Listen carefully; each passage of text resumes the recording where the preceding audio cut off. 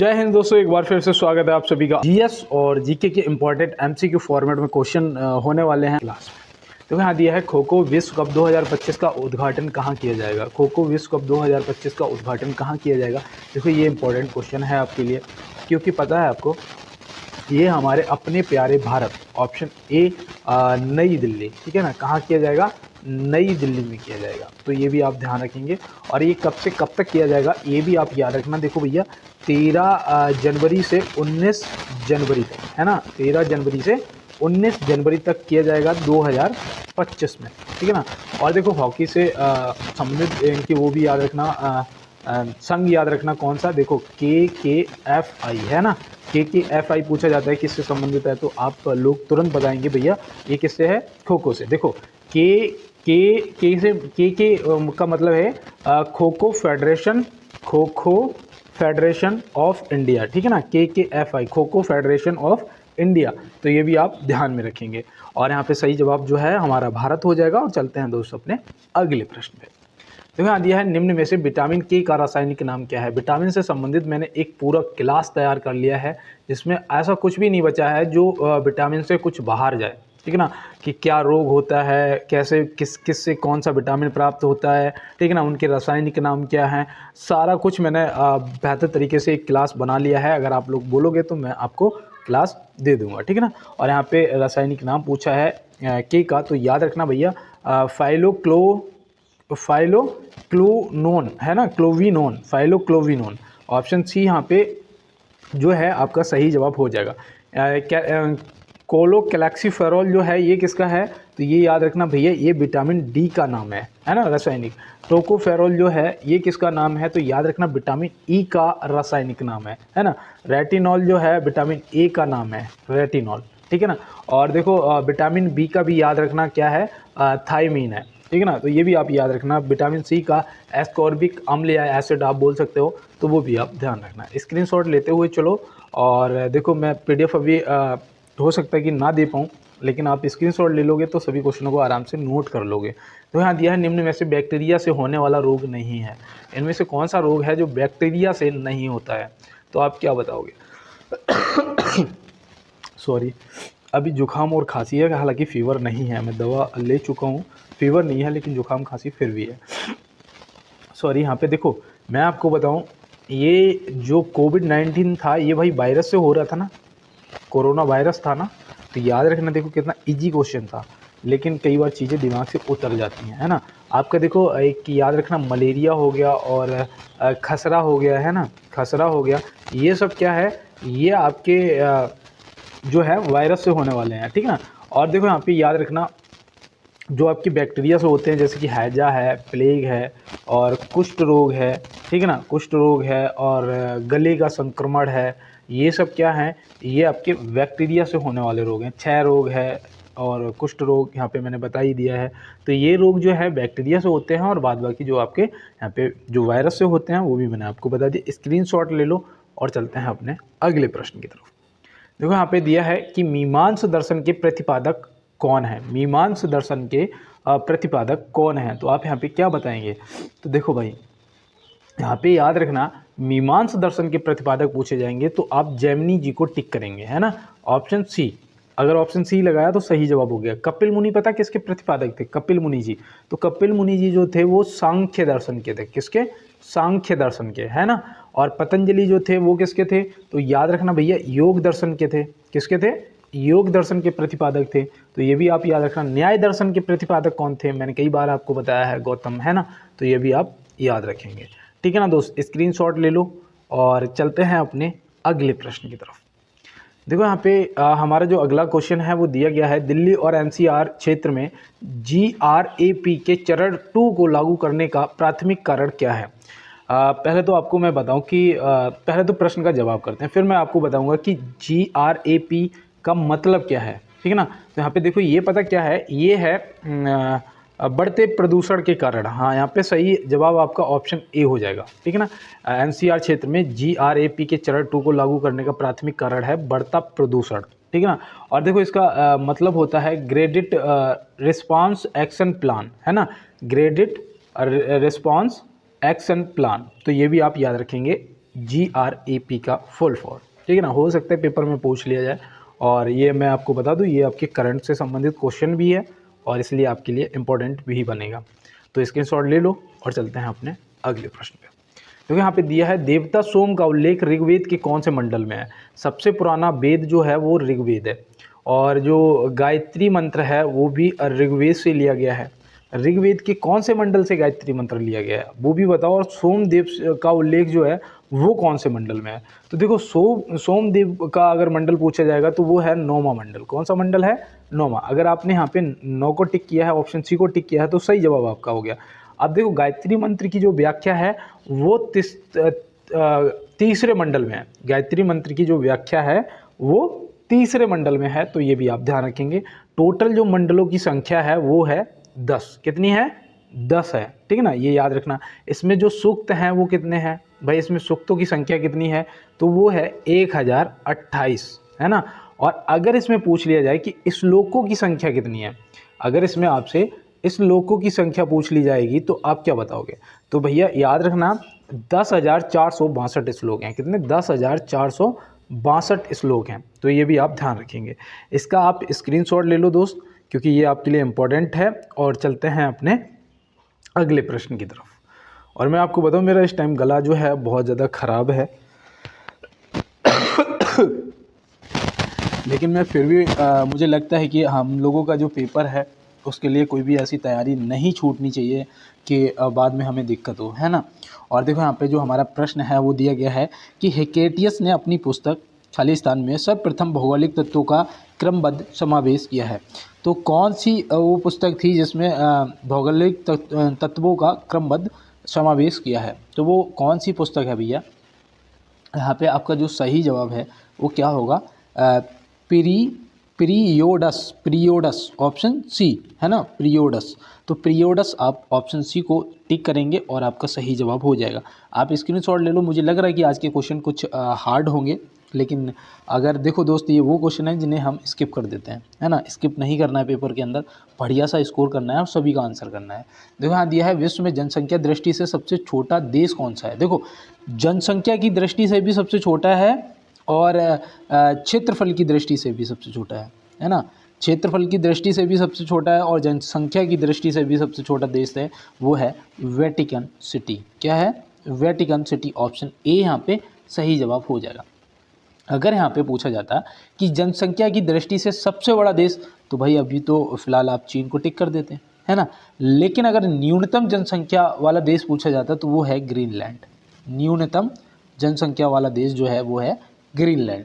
तो ये भी आप याद रखना, इसका स्क्रीनशॉट ले लो और चलते हैं अपने अगले प्रश्न की तरफ। देखो यहाँ पे दिया है पानीपत का तृतीय युद्ध किन के बीच हुआ था। पानीपत का जो तृतीय युद्ध है, देखो पानीपत के 3 युद्ध हुए थे।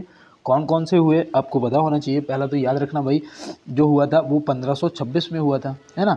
और दूसरा जो हुआ था वो 1556 में हुआ था। 1526, 1556 और 1761, 3 युद्ध हुए थे। पहला जो था वो इब्राहिम लोदी और बाबर के बीच में हुआ था, जो कि 1526 में हुआ था। 1556 वाला जो था वो हेमू और अकबर के बीच में हुआ था, है। और 1761 वाला जो था वो अहमद शाह अब्दाली और मराठों के बीच में हुआ था, ठीक है ना। तीनों युद्ध यहाँ पे बता दिए, स्क्रीनशॉट ले लो। अब चलते हैं अपने अगले प्रश्न की तरफ और यहाँ पे सही जवाब आपका ऑप्शन सी हो जाएगा, ठीक है। क्या हो जाएगा? ऑप्शन सी, अहमद शाह अब्दाली और मराठों के मध्य, ठीक है ना। तो यहाँ पे आपका सही जवाब हो गया, स्क्रीनशॉट ले लिया होगा मैं उम्मीद करता हूँ। चलते हैं अपने अगले प्रश्न पे। निम्नलिखित में से the struggle is my life पुस्तक के लेखक कौन है। The struggle is my life नामक पुस्तक के लेखक कौन है? तो यहाँ पे आप क्या बताएंगे, बताइए। अब यहाँ पे देखो आंसर गलत नहीं होना चाहिए, है ना। मैं उम्मीद करता हूँ आपने ऑप्शन सी को नेल्सन मंडेला जी को टिक किया होगा, है ना। तो आपका सही जवाब हो गया। अब यहाँ पे देखो ये कैथरीन मेयो है ना,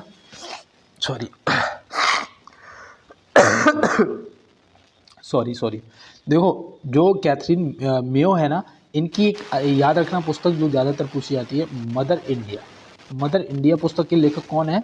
कैथरीन मेयो है, ठीक है ना। रस्किन बॉन्ड की अगर पुस्तक कोई पता हो तो आप मुझे कमेंट बॉक्स में बताएंगे। और चलते हैं अपने अगले प्रश्न की तरफ।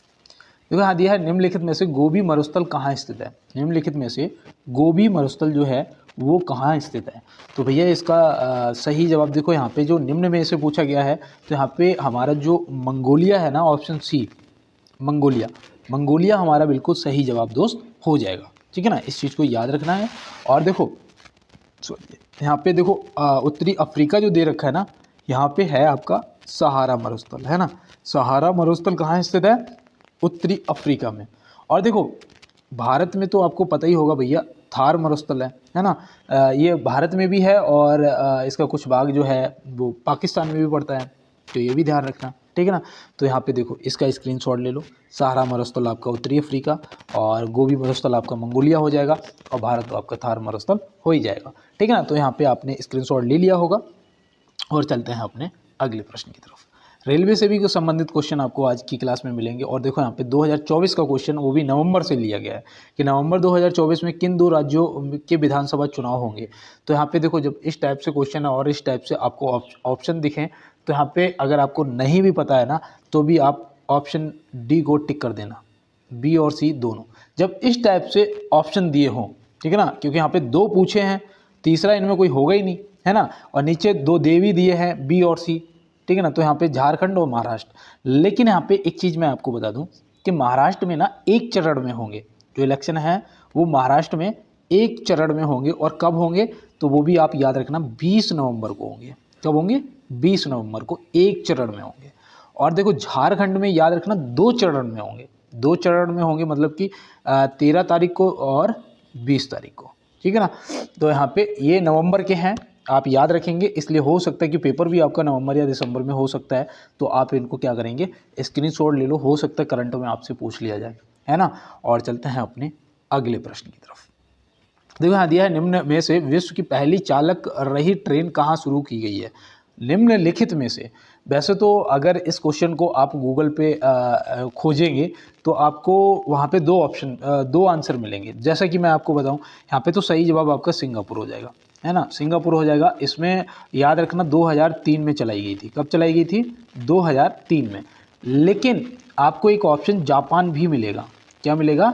जापान भी मिलेगा, क्योंकि जापान में पता है जो चालक रहित ट्रेन थी वो 5 फरवरी 1981 में ही चलाई गई थी, है ना। इसे चला के इन्होंने चेक किया था 5 फरवरी 1981 में जापान में।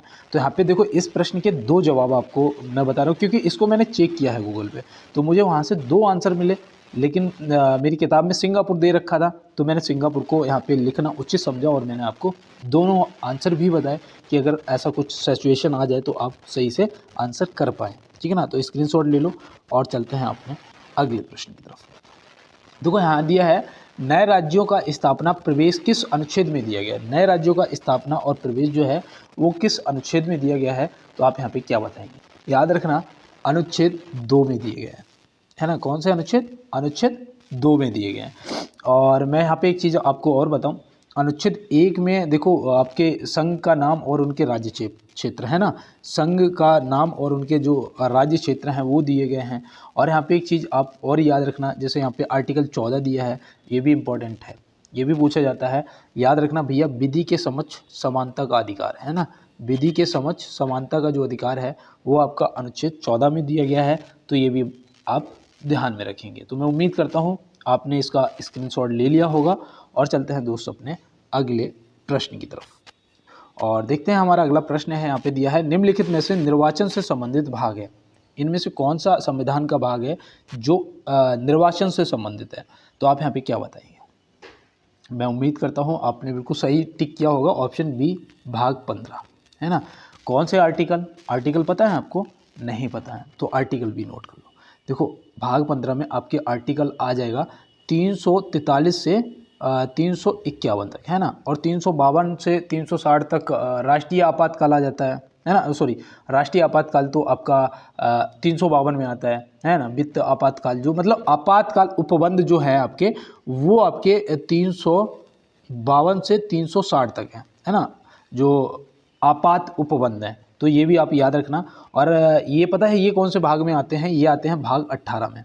कौन से? आपात उपबंध जो हैं वो आपके भाग 18 में आ जाते हैं। अब यहाँ पे हम लोग अगर भाग 20 की बात करें तो भैया भाग 20 में क्या दिया गया है, तो याद रखना भैया भाग 20 में आपका संविधान संशोधन दिया गया है। संविधान संशोधन, ये संविधान संशोधन कौन से आर्टिकल के तहत करते हैं हम लोग, तो ये भी हमें पता है भाई, संविधान में जो संशोधन होता है वो कौन से आर्टिकल के तहत होता है, 368 के तहत, है ना, 368 के तहत।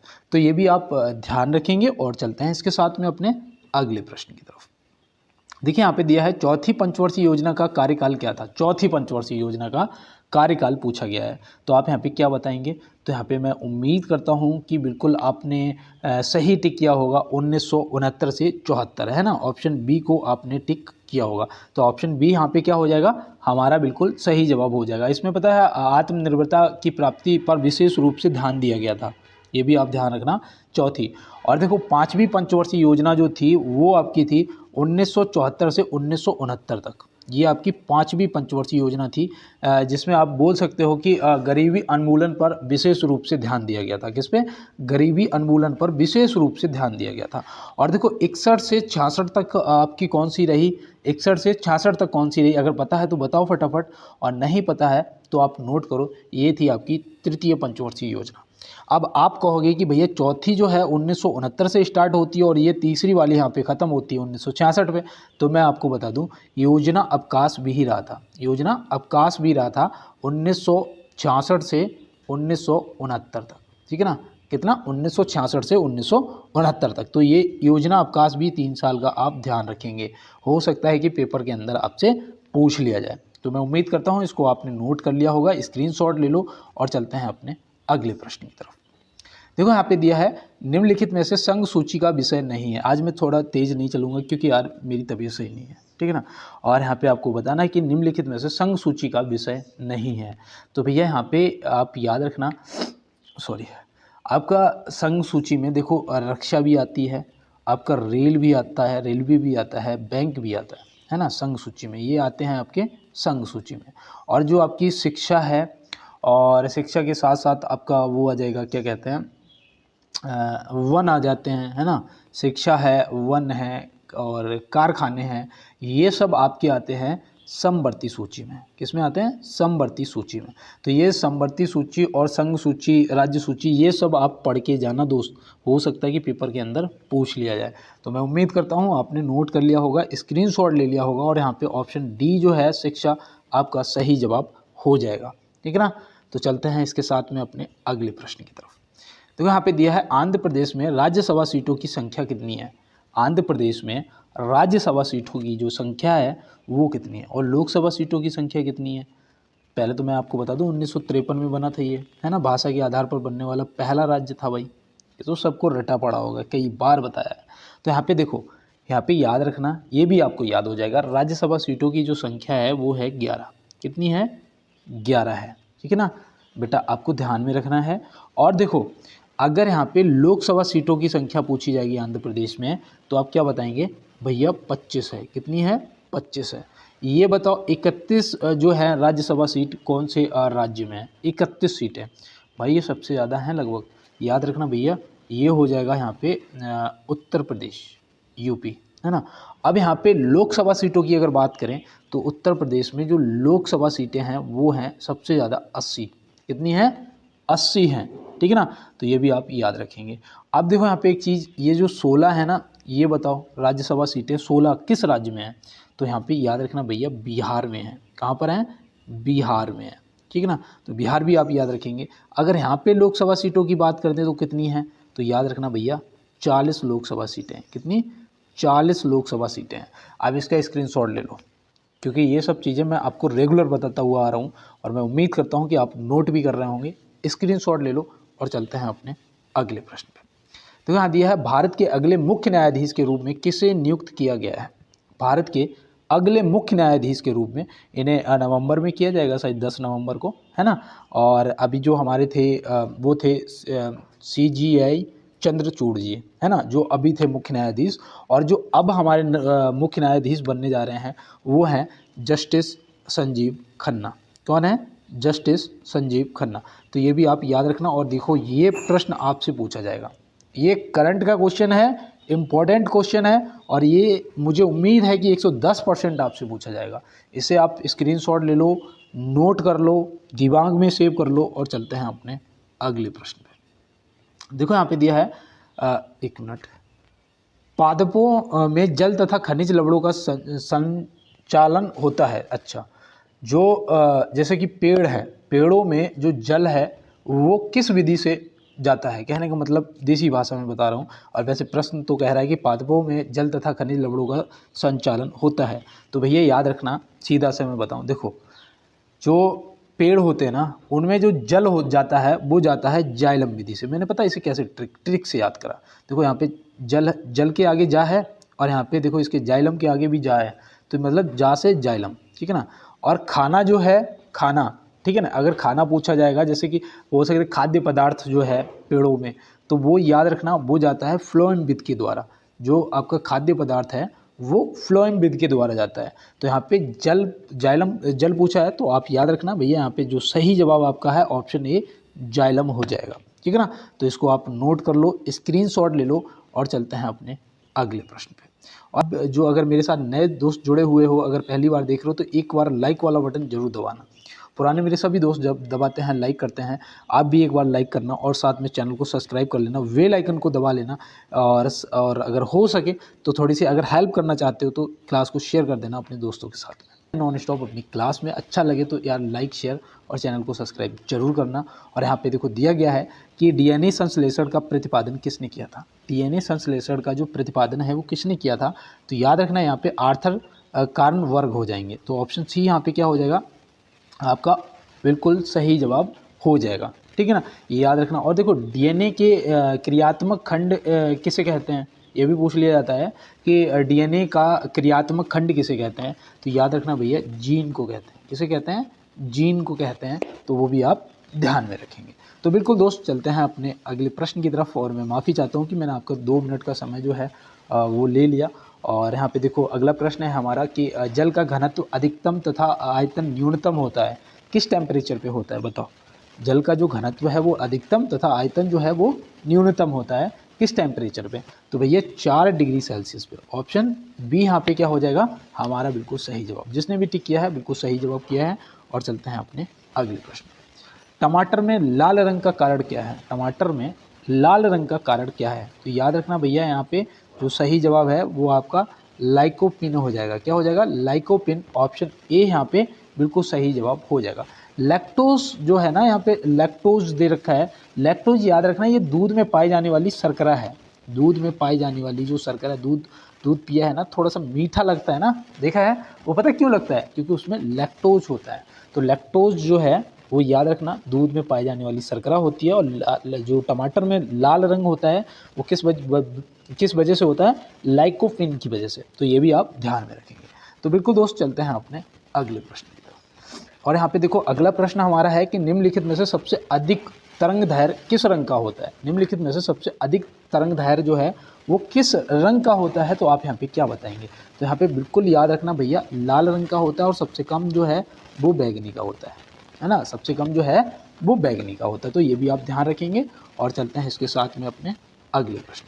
तो यहाँ दिया है भारत सरकार ने डॉक्टर मीना मल्होत्रा को किस देश में भारत का अगला राजदूत नियुक्त किया है। तो भारत सरकार ने डॉक्टर नीना मल्होत्रा को किस देश में भारत का अगला राजदूत नियुक्त किया है, ये आपके करंट का क्वेश्चन है। तो ये आप जरूर एक बार इसको नोट कर लेना। और सही जवाब यहाँ पे हमारा स्वीडन हो जाएगा, ऑप्शन सी। और चलते हैं दोस्त अपने अगले प्रश्न पर। तो यहाँ दिया है निम्न में से अमर सरकार पोर्टल किस राज्य से संबंधित है। निम्न में से अमर सरकार पोर्टल किस राज्य से संबंधित है, तो आप यहाँ पे क्या बताएंगे। याद रखना भैया त्रिपुरा राज्य से संबंधित है।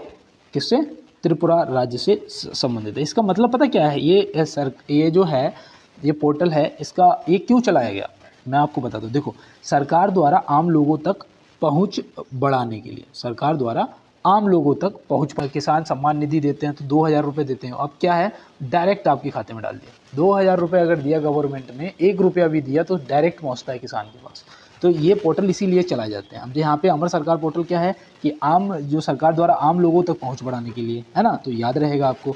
अब यहाँ पे त्रिपुरा आपका सही जवाब हो जाएगा। और केंद्र सरकार से एक वो याद रखना राष्ट्रीय पुरस्कार पोर्टल है ना, राष्ट्रीय पुरस्कार पोर्टल। और उत्तर प्रदेश सरकार से तो आपको मैंने कई बताया, एक संभवम पोर्टल है ना, तो वो भी याद रखना। चलते हैं दोस्तों अपने अगले प्रश्न।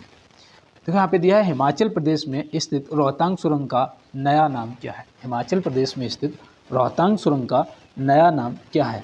तो भाई याद रखना यहाँ पे अटल सुरंग हो जाएगा, जो कि ऑप्शन ए में दिया गया है। अटल सुरंग आपका क्या हो जाएगा, सही जवाब। कुछ दिन पहले एक मैंने बताया था बिहार मखाना, है ना, बिहार मखाना का नाम बदल दिया गया है। क्या कर दिया गया नया नाम, पता है आपको, कमेंट बॉक्स में बताओ। अगर नहीं पता है तो नोट करो, मिथिला मखाना, है ना, मिथिला मखाना कर दिया गया है बिहार मखाना का नाम, तो वो भी आप याद रखना। ऐसे जो बदले हुए नाम है वो भी एक बार देख लेना। और चलते हैं इसके साथ में अपने अगले प्रश्न की तरफ। देखो यहाँ दिया है पहली बार एथलेटिक्स में भारत के लिए गोल्ड मेडल किसने जीता है। पहली बार एथलेटिक्स में भारत के लिए गोल्ड मेडल किसने जीता है। मैं यहाँ पे बताने से पहले एक लाइन बोलूँगा कि द्वंद्व कहाँ तक पाला जाए, युद्ध कहाँ तक टाला जाए, राड़ा का तू बन सजे, फेंक जहाँ तक भाला जाए। तो आप समझ गए होंगे कि यहाँ पे हमारे नीरज चोपड़ा जी बिल्कुल सही जवाब हो जाएंगे। ऑप्शन सी यहाँ पे हमारा सही जवाब हो जाएंगे। इन्होंने कब जीता है, तो भैया इन्होंने शायद 2021 के वो टोक्यो ओलंपिक में, है ना, टोक्यो ओलंपिक में। तो ये आप ध्यान रखेंगे, ठीक है ना दोस्त। इसको स्क्रीनशॉट ले लो, नोट कर लो, और चलते हैं अपने अगले प्रश्न की तरफ। अब यहाँ पे देखो पूछा जा रहा है विजय हजारे ट्रॉफी 2023 विजेता राज्य कौन सा है। विजय हजारे ट्रॉफी 2023 विजेता राज्य जो है वो कौन सा है। तो भैया पहली बार जीता है हरियाणा। कौन जीता है, हरियाणा जीता है, और वो भी पहली बार। तो ये भी आप याद रखेंगे। उप विजेता कौन है, हारा कौन है, तो याद रखना भैया राजस्थान उप विजेता है, ठीक है ना। दूसरे स्थान पे जो रहा वो राजस्थान था। तो इसके साथ चलते हैं अपने अगले प्रश्न की तरफ। देखो यहाँ दिया है निम्नलिखित में से फीफा विश्व कप 2022 विजेता देश कौन सा है। निम्नलिखित में से फीफा विश्व कप 2022 विजेता देश कौन सा है। सॉरी।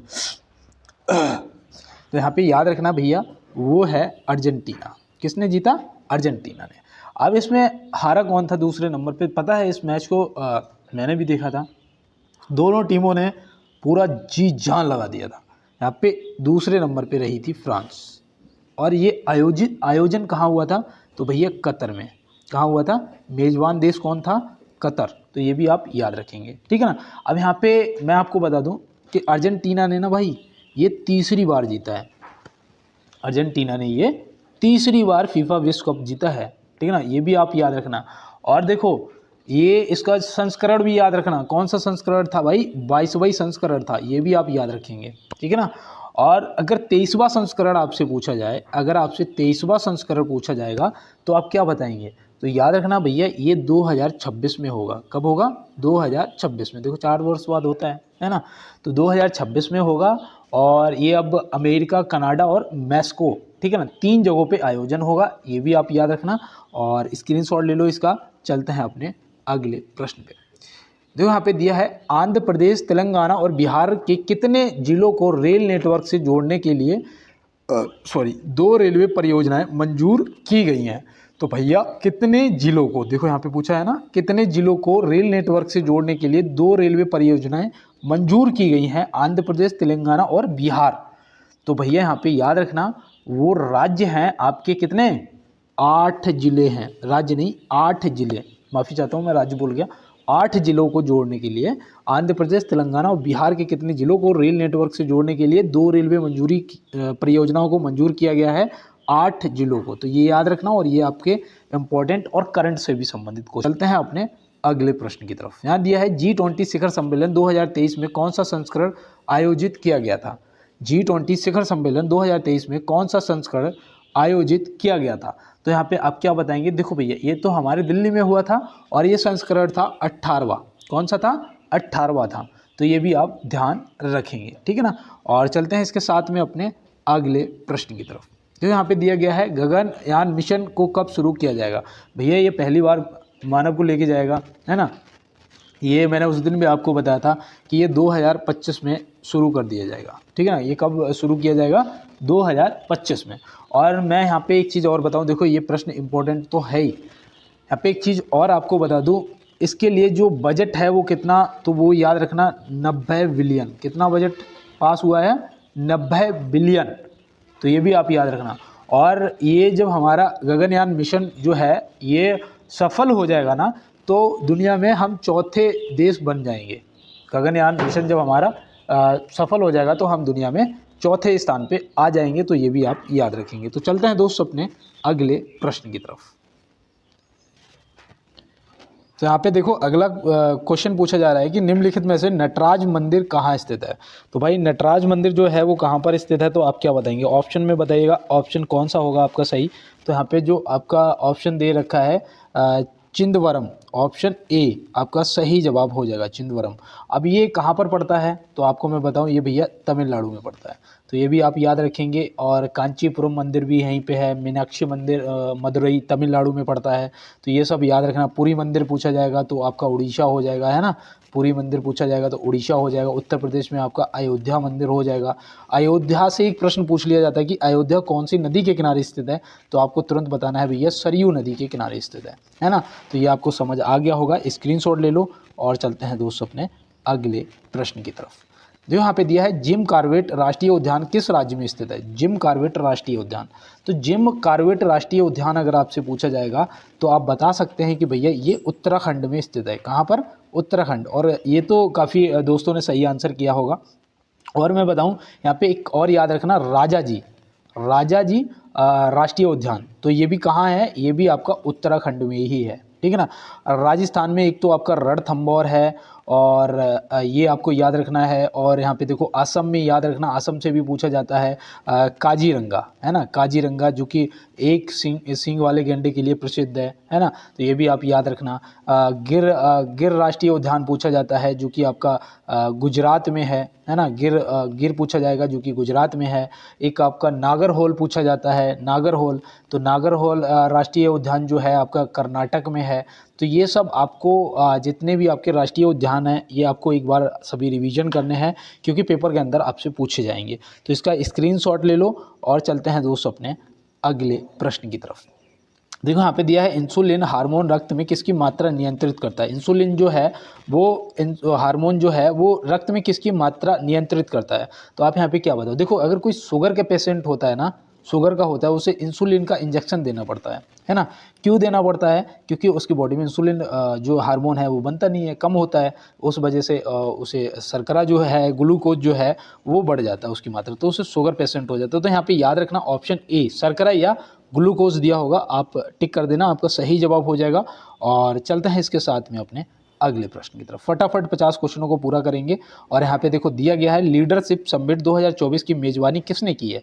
लीडरशिप समिट 2024 की जो मेजबानी है वो किसने की है। देखो ये आपके करंट से संबंधित क्वेश्चन है भाई, और आपको आराम से इसका जवाब करना है। और अगर नहीं पता है तो नोट करना है IIT गुवाहाटी। क्या करोगे, IIT गुवाहाटी, ऑप्शन ए यहाँ पे आपका बिल्कुल राइट आंसर दोस्त हो जाएगा। और चलते हैं इसके साथ में अपने अगले प्रश्न की तरफ। यहाँ दिया है निम्नलिखित में से पुस्तक ए पैसेज टू इंडिया के लेखक कौन है। ए पैसेज टू इंडिया के लेखक कौन है, तो आप यहाँ पे क्या बताएंगे। देखो ये आपके लिए इंपॉर्टेंट है। अब यहाँ पे आपने बिल्कुल सही जवाब किया होगा, EM Foster. EM Foster option C यहाँ पे क्या हो जाएगा, हमारा बिल्कुल सही जवाब दोस्त हो जाएगा। तो ये आप याद रखेंगे। और देखो यहाँ पे एक याद रखना, कार्ल मार्क्स से ज़्यादातर पूछी जाती है दास कैपिटल, है ना, दास कैपिटल। तो कार्ल मार्क्स की भी याद रखना, दास कैपिटल, जो कि काफ़ी बार पूछी गई है। और प्लेटो से संबंधित कोई बताओ, प्लेटो की अगर याद आ रही हो तो द रिपब्लिक, कौन सी है, द रिपब्लिक। तो ये भी आप याद रखेंगे प्लेटो से। तो मैं उम्मीद करता हूँ ये भी आपने नोट कर लिया होगा। और चलते हैं इसके साथ में अपने अगले प्रश्न की तरफ। तो यहाँ दिया है दामोदर घाटी परियोजना किस नदी पर स्थित है। दामोदर घाटी परियोजना जो है वो किस नदी पर स्थित है और कौन से राज्य में स्थित है। अगर पता है तो ठीक है, नहीं तो नोट करो। और यहाँ पे सही जवाब आपका दामोदर नदी ही हो जाएगा। दामोदर घाटी परियोजना दामोदर नदी पे है, लेकिन कहाँ पर, झारखंड में। कहाँ पर दोस्त, झारखंड में। तो ये आप याद रखेंगे, ठीक है ना। और देखो यहाँ पे पेरियार नदी पर वो परियोजना है इडुक्की परियोजना, कौन सी है, इडुक्की परियोजना, जो कि कौन से राज्य में है, तो केरल राज्य में है। कौन से राज्य में, केरल राज्य में। तो ये भी आप ध्यान रखेंगे। भागीरथी नदी पर कौन सी परियोजना है, तो भागीरथी नदी पर टिहरी बांध परियोजना है। कौन सी, टिहरी बांध परियोजना। कौन से राज्य में, उत्तराखंड राज्य में। टिहरी शायद जिला है ना, तो याद रखना टिहरी बांध परियोजना भागीरथी नदी पर उत्तराखंड में है, तो ये भी आप याद रखेंगे। शिव समुद्रम परियोजना कौन सी नदी पर है बताओ, अगर पता है तो बताओ। शिव समुद्रम परियोजना जो है वो किस नदी पर स्थित है, तो आप क्या बताएंगे, कावेरी नदी पर भैया स्थित है। कावेरी नदी पर स्थित है। कौन से राज्य में स्थित है, तो भैया कर्नाटक राज्य में स्थित है। कौन से राज्य में, कर्नाटक राज्य में स्थित है, तो ये भी आप नोट कर लेंगे। तो अब चलते हैं अपने अगले प्रश्न पे। 40वां क्वेश्चन है, 50 क्वेश्चन, 10 क्वेश्चन बचे हैं, क्लास को छोड़ना नहीं है, पूरा देखना है। देखो यहाँ पे दिया है अंतरराष्ट्रीय मानकों के अनुसार मैराथन दौड़ की लंबाई कितनी होती है, मतलब जो मैराथन दौड़ है वो कितने किलोमीटर की होती है। तो यहाँ पे किलोमीटर नहीं, यहाँ पे मील और गज में दिया है। पता है आपको, एक मील में 1600 मीटर होते हैं। कितने, 1600 मीटर। 1600 मीटर मतलब कि एक, देखो 1000 मीटर का होता है आपका 1 किलोमीटर, है ना। 1 किलोमीटर होता है कितना, 1000 मीटर का। 1600 मीटर का होता है 1 मील। अब यहाँ पे जो आपकी मैराथन दौड़ होती है वो कितने मील की होती है, 26 मील 385 गज की। कितनी, 26 मील 385 गज, ऑप्शन बी। अब अगर इसे हम किलोमीटर में कन्वर्ट करेंगे तो कितना बनेगा जाके, तो याद रखना भैया 42.195 किलोमीटर, है ना। कितना, 42 किलोमीटर और 195 मीटर, है ना। 195 मीटर और वैसे 42 किलोमीटर, ठीक है ना। तो 42.195 किलोमीटर हो जाएगा यहाँ पे आपका सही जवाब। तो बिल्कुल आप इसका स्क्रीनशॉट ले लो और चलते हैं दोस्त अपने अगले प्रश्न की तरफ। देखो यहाँ दिया है, जनसंख्या की दृष्टि से दक्षिण एशिया का सबसे बड़ा शहर कौन सा है। ये आज का आपका HW है, जो भी मेरे साथ यहाँ तक जुड़ा रहा होगा वो इसका आंसर जरूर करेगा। और चलते हैं दोस्त अपने अगले प्रश्न पे। तो यहाँ दिया है कमरे का सामान्य ताप सेल्सियस में कितना होता है। कमरे का जो हमारा कमरा होता है उसका सामान्य तापमान जो है वो सेल्सियस में कितना होता है, फ़ारेनहाइट पे कितना होता है, आप जरूर बताएंगे। तो यहाँ पे देखो, अगर सेल्सियस में पूछा जाएगा तो याद रखना 20 डिग्री सेल्सियस, ऑप्शन ए। अगर फ़ारेनहाइट में पूछा जाएगा तो याद रखना 68 डिग्री फ़ारेनहाइट, है ना। कितना, 68 डिग्री फ़ारेनहाइट हो जाएगा। तो ऐसे आप याद रखें। एक स्वस्थ मानव का जो टेम्परेचर होता है वो सेल्सियस में कितना होता है, तो याद रखना भैया 37 सेल्सियस होता है ना। जो स्वस्थ मानव होता है उसका जो टेम्परेचर बॉडी का होता है वो सेल्सियस में 37 सेल्सियस होता है। अगर फ़ारेनहाइट में पूछा जाएगा तो याद रखना 98.6 फ़ारेनहाइट, ठीक है ना। ये भी आप याद रखना। अगर केल्विन में पूछ देगा तो केल्विन में याद रखना 310 केल्विन होता है। कितना, 310 केल्विन होता है, तो ये भी याद रखना। अभी यहाँ पे एक प्रश्न और बनता है कि जो जल है, जल का जो जमाव है वो कितने सेल्सियस पे होता है, तो भैया 0 डिग्री सेल्सियस पे जो है जल जम जाता है, पानी जम जाता है। लेकिन अगर फ़ारेनहाइट में पूछा जाएगा तो याद रखना भैया 37 डिग्री फ़ारेनहाइट पे वो होता है, जल जमता है, ठीक है ना, फ़ारेनहाइट में। अगर केल्विन में पूछ देगा तो मैंने आपको बताया था 273 केल्विन। कितना, 273 केल्विन। तो ये आप सभी को नोट करना है। और चलते हैं दोस्त इसके साथ में अपने अगले प्रश्न की तरफ। यहाँ दिया है निम्नलिखित में से दिल्ली सल्तनत की दरबारी भाषा क्या थी। दिल्ली सल्तनत की दरबारी भाषा क्या थी। आप लोगों ने आर्टिकल पे क्लास बोला है, मैं आपको दे दूंगा। विटामिन की क्लास बनी हुई रेडी है, जो कि वो भी मैं आपको दे दूंगा आर्टिकल पे। आज मैं क्लास रेडी कर लूँगा, ठीक है ना। और दीपावली पे मैं आपको आर्टिकल, दीपावली वाले दिन मैं आर्टिकल पे आपको क्लास दे दूंगा, ठीक है ना। और यहाँ पे जो प्रश्न है हमारा वो याद रखना, इसका जवाब हो जाएगा फारसी भाषा। क्या हो जाएगा, फारसी भाषा। ऑप्शन सी यहाँ पे हो जाएगा हमारा बिल्कुल राइट आंसर। तो चलते हैं दोस्त इसके साथ में अपने अगले प्रश्न पे। यहाँ दिया है राष्ट्रीय लर्निंग वीक या कर्म योगी सप्ताह कब से कब तक आयोजित किया गया। भाई प्रधानमंत्री जी द्वारा किया गया, ये भी ध्यान रखना। और ये कब से कब तक किया गया, ये आपके करंट का क्वेश्चन है। यहाँ पे जो प्रश्न हमारा है 19 से 25 अक्टूबर हो जाएगा इसका सही जवाब। 19 से 25 अक्टूबर मतलब कि ऑप्शन सी जो है यहाँ पे हमारा बिल्कुल सही जवाब हो जाएगा। और इसका स्क्रीनशॉट ले लो। देखो ये प्रश्न पूछा जाएगा, ठीक है ना, इंपॉर्टेंट है, सिलेक्टेड क्वेश्चन है, पूछा जाएगा क्योंकि ये करंट से भी है और इम्पॉर्टेंट भी है। और यहाँ पे देखो दिया गया है बैरोमीटर पारे का तल का एकाएक गिरना किसको प्रदर्शित करता है। भैया एकदम से मतलब कि अगर गिरता है या उठता है तो ये किस चीज़ को प्रदर्शित करता है। तो भैया एकदम से अगर गिरता है तो याद रखना भैया तूफान को प्रदर्शित करता है, कि मतलब तूफान आने वाला है। बैरोमीटर जो है, बैरोमीटर जो हवा का दाब नापता है, बैरोमीटर का काम क्या होता है, हवा के दाब को नापता है ना। अब अगर ये अचानक एकदम से गिर जाता है तो मतलब है कि तूफान आने वाला है। तो इस चीज़ को ध्यान में रखेंगे। और चलते हैं दोस्त अपने अगले प्रश्न पे। तो यहाँ दिया है भारत में कॉफ़ी उत्पादन में प्रथम राज्य कौन सा है। भारत में कॉफ़ी उत्पादन में, तो भारत में कॉफ़ी उत्पादन में अगर प्रथम राज्य पूछा जाएगा तो वो हो जाएगा आपका कर्नाटक। क्या हो जाएगा? कर्नाटक। कुछ दोस्तों ने असम को किया होगा, भैया असम में चाय मिलती है, क्या चाय। केरल में आपका देखो जो भी है मसाले वगैरह जो हैं वो सब केरल में, मसालों का प्रदेश भी बोलते हैं केरल को, ये भी याद रखना है, ठीक है ना। और रबड़, अगर रबड़ पूछा जाएगा तो रबड़ भी आपकी केरल में, ठीक है ना, ये भी आप ध्यान में रखेंगे। तो चलते हैं इसके साथ में अपने अगले प्रश्न की तरफ। यहाँ दिया है ऊष्मा द्वारा तत्काल नष्ट होने वाला विटामिन कौन सा है। अगर आप खाना बनाते हो तो उसमें कौन सा ऐसा विटामिन है जो नष्ट हो जाता है, तो याद रखना भैया वो आपका हो जाएगा विटामिन सी। विटामिन बी और सी वैसे भी जल में घुलनशील होते हैं, है ना। अब यहाँ पे याद रखना, अगर ऊष्मा द्वारा तत्काल नष्ट होने वाला विटामिन पूछा जाएगा तो विटामिन सी बताना, और इसका रासायनिक नाम मैंने आपको पहले ही बताया था, एस्कॉर्बिक अम्ल, ठीक है ना। तो ये भी आप याद रखेंगे। और चलते हैं दोस्त अपने अगले प्रश्न पे। तो यहाँ दिया है मॉन्ट्रियल प्रोटोकॉल किसकी सुरक्षा से संबंधित है। मॉन्ट्रियल प्रोटोकॉल, तो याद रखना भैया इसका पहले तो आप सही जवाब करिएगा, आप इसका आंसर बताइएगा, मैं तो इसका जवाब बताऊंगा आपको, ओजोन परत। अब जिसने भी ओजोन परत को सोचा था या लगाया था उसका सही जवाब, ओजोन परत को कौन सी गैस हानि पहुंचाती है, तो याद रखना CFC, मतलब क्लोरोफ्लोरोकार्बन। तो ये भी आप याद रखना। ये भाई हमारी सूर्य से निकलने वाली जो परावैंगनिक किरणें होती हैं, अल्ट्रावायलेट किरणें होती हैं, उनसे हमारी रक्षा करती है ना भैया। इसको हानि पहुंचाती है CFC, क्लोरोफ्लोरोकार्बन। तो इसके लिए एक मॉन्ट्रियल प्रोटोकॉल बनाया गया है, आप याद रखना, ओजोन परत की सुरक्षा के लिए। तो ये बिल्कुल आप इसकी स्क्रीनशॉट ले लो, और मुझे लगता है कि ये प्रश्न जो है आपके लिए इम्पोर्टेंट बनेगा। तो चलते हैं इसके साथ में अपने अगले प्रश्न की तरफ। और यहाँ पे दिया है 2011 की जनगणना के अनुसार किस राज्य का जनसंख्या घनत्व सबसे कम है। तो भैया सबसे ज़्यादा और सबसे कम ये तो हम लोग पहले ही कर चुके हैं, अरुणाचल प्रदेश। किसका है? अरुणाचल प्रदेश का। और सबसे ज़्यादा है बिहार का। सबसे ज़्यादा किसका है?